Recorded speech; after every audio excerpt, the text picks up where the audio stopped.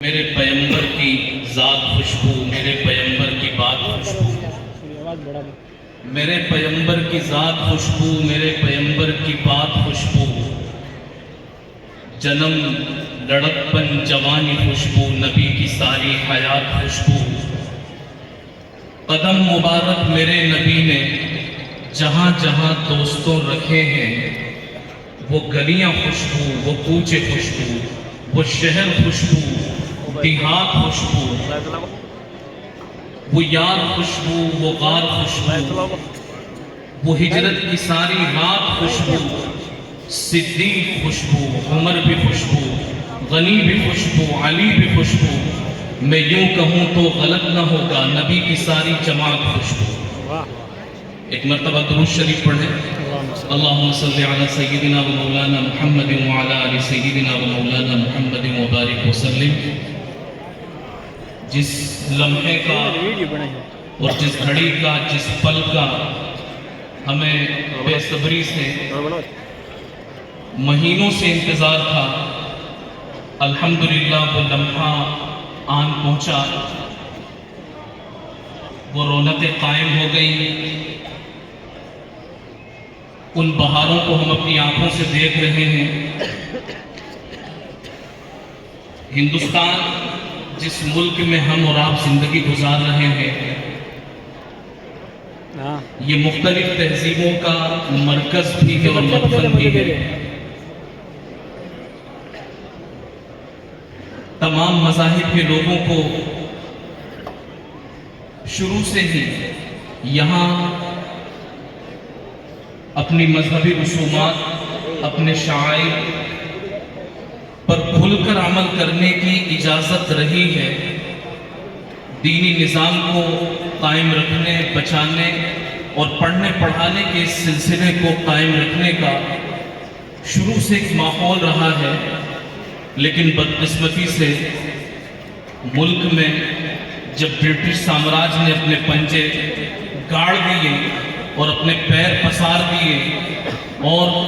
ان کا راج یہاں نافذ ہو گیا، تو وہ اپنے طاقت کے جنون میں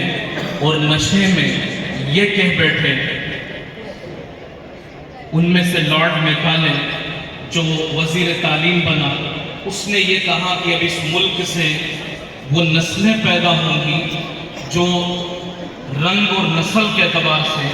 شکل اور صورت کے اعتبار سے ہندوستانی ہوں گی، لیکن سوچ اور فکر کے اعتبار سے انگلستانی ہوں گی۔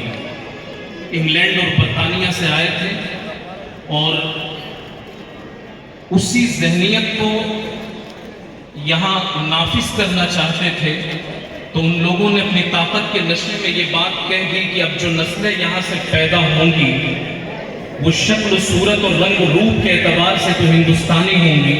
لیکن سوچ اور فکر کے اعتبار سے وہ انگلستانی ہوں گی۔ قربان جائیں ہمارے اکابر کی فراست پر،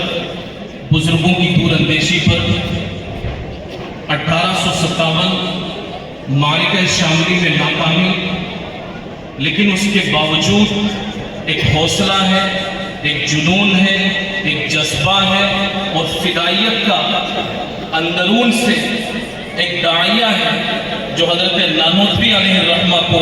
1866 میں یہ کہنے پر مجبور کرتا ہے کہ اب میں ایک ادارہ قائم کر رہا ہوں، اس ادارے سے ایسی نسلیں جنم لیں گی کہ جو رنگ اور روپ کے اعتبار سے، شکل اور صورت کے اعتبار سے تو ہندوستانی ہوں گی، لیکن سوچ اور فکر کے اعتبار سے محمدی ہوں گی۔ اور 1866 میں دارالعلوم دیوبند کی بنیاد رکھ دی گئی۔ فرشتے سوچتے ہی رہ گئے انجام ہستی کو، دل نادا اٹھا اور پڑھ کے تعمیر جہاں رکھ دی۔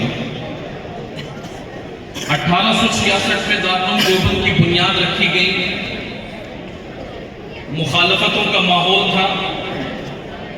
کشمکشیں تھیں، آزمائشیں تھیں،